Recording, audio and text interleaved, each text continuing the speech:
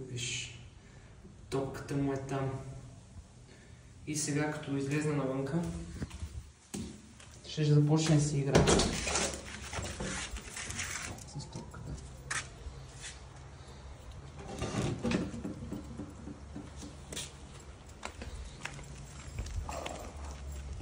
Ето.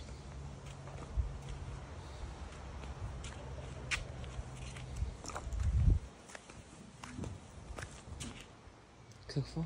Айде! Без да му казвам да слуша.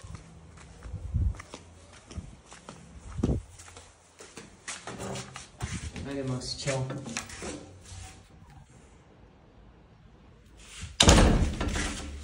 Сега ще го наблюдаваме. Ето го. Той си тръгва. Зареза си топката и няма да прави да си играе. Полигофрен.